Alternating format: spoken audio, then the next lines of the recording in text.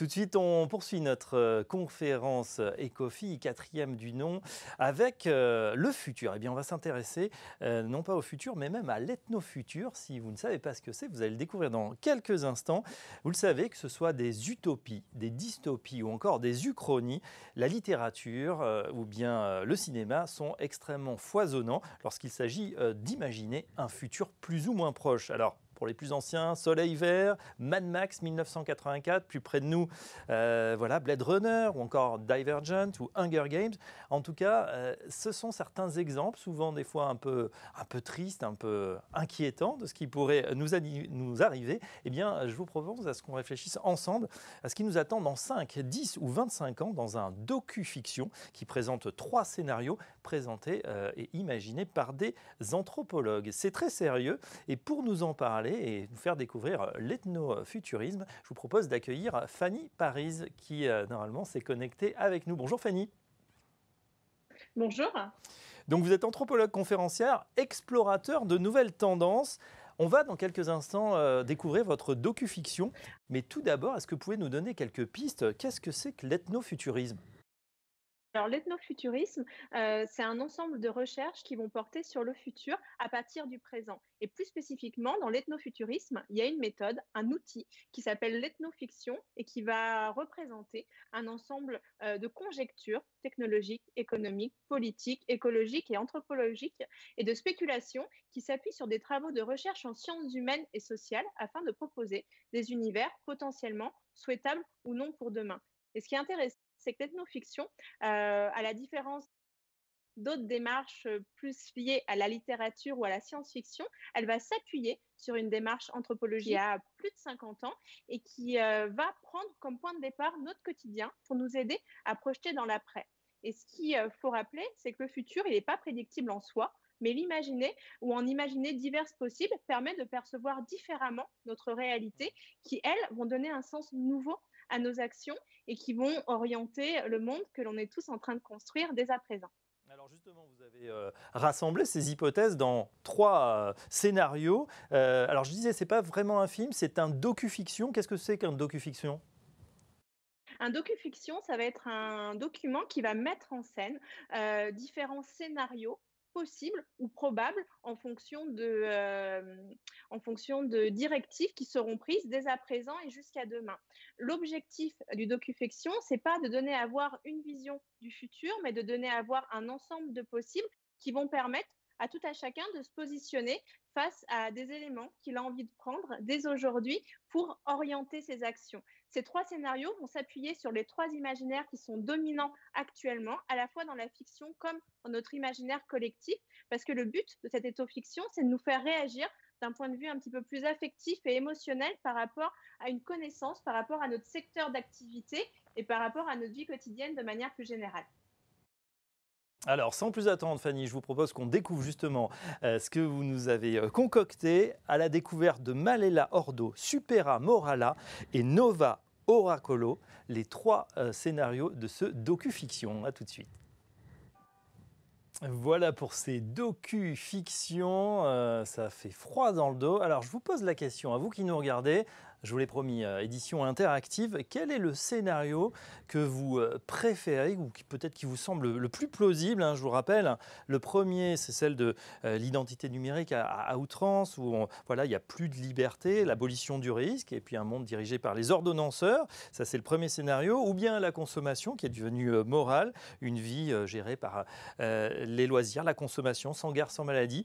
Et puis Oracolo, la Nova Oracolo, les nouveaux oracles, une société low-tech qui fait tout pour la planète. Je résume, hein, Fanny, brièvement, mais on va rentrer dans le détail justement. Pourquoi vous avez choisi ces 3 scénarios?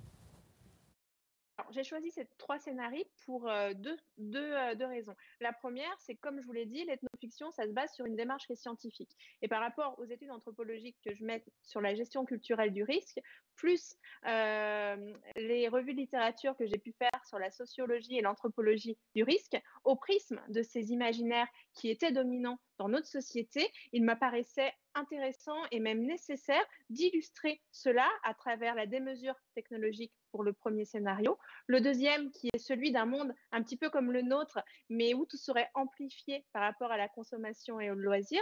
Et un troisième scénario, davantage tourné sur le low-tech. Et ce qu'il faut se dire, en prenant un petit peu de distance par rapport à ces trois visions d'un futur possible, probable, souhaitable ou non, c'est que c'est en quelque sorte une allégorie de notre propre quotidien et qui va questionner à la fois des enjeux de liberté, de risque et d'incertitude et comment, si la voie technologique, la voie de la consommation ou la voie du low-tech y répond, et ben à quoi ça peut ressembler si on les met en scène dans des mondes anthropologiquement viables.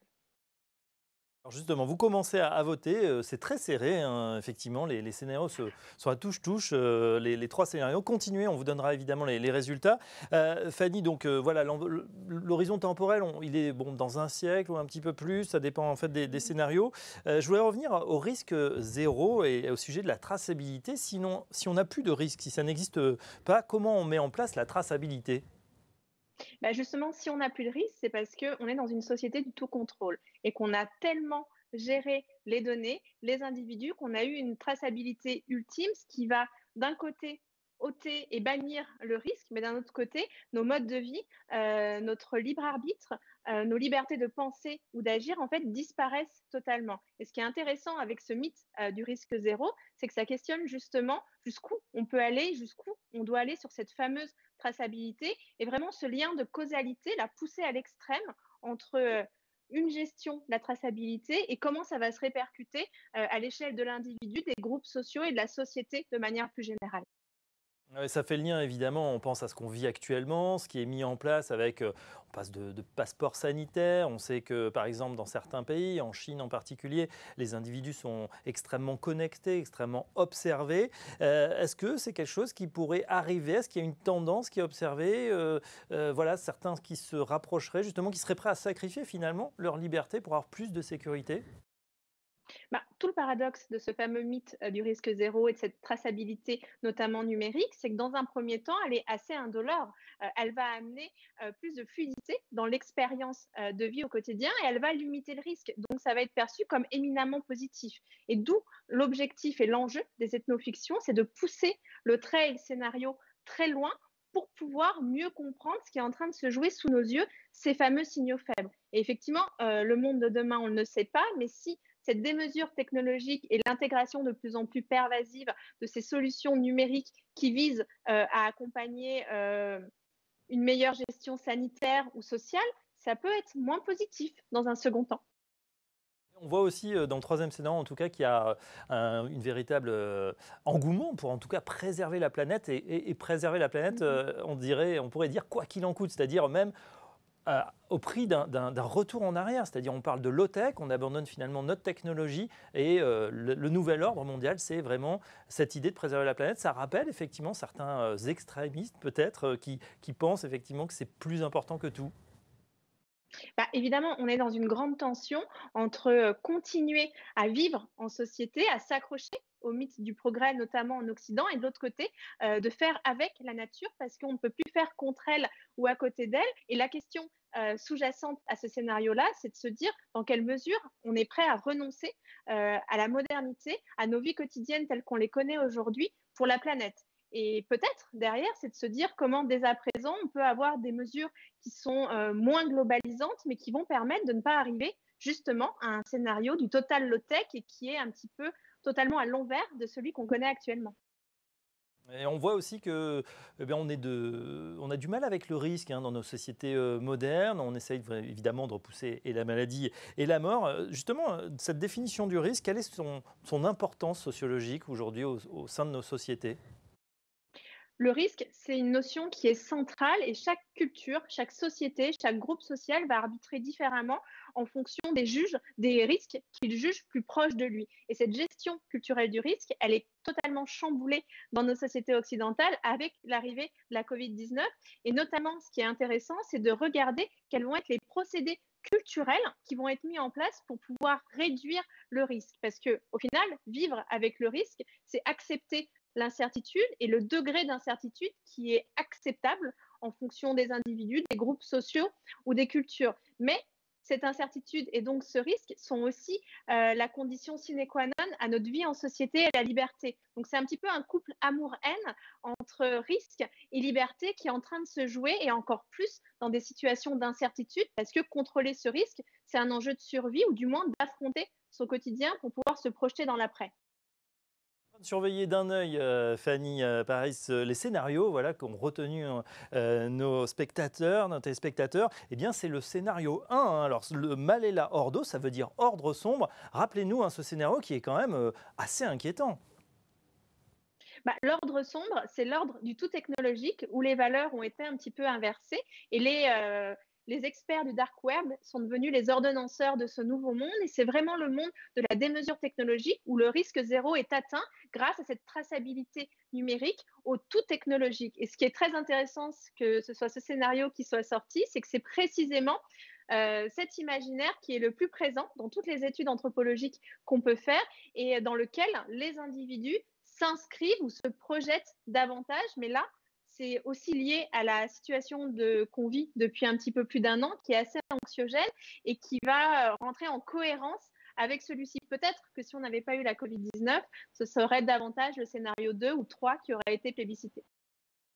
En tout cas, on l'a compris, hein, peut-être on aura demain des ordonnanceurs qui vont tout tracer et puis effectivement faire disparaître ce risque. C'est vrai qu'on a tellement envie que ce risque de la pandémie en tout cas disparaisse que peut-être en ce moment on serait prêt à sacrifier quelques-unes de nos libertés. Merci Fanny Paris. Je rappelle que vous êtes anthropologue, découvreuse, vous avez un site et puis voilà, je renvoie aussi également aux travaux hein, de différents chercheurs. On a Yuval Harari, voilà, les travaux que vous connaissez bien aussi, qui fait des projections comme ça. C'est vraiment très intéressant. Puis merci à vous tous, effectivement, d'avoir joué le jeu et d'avoir participé.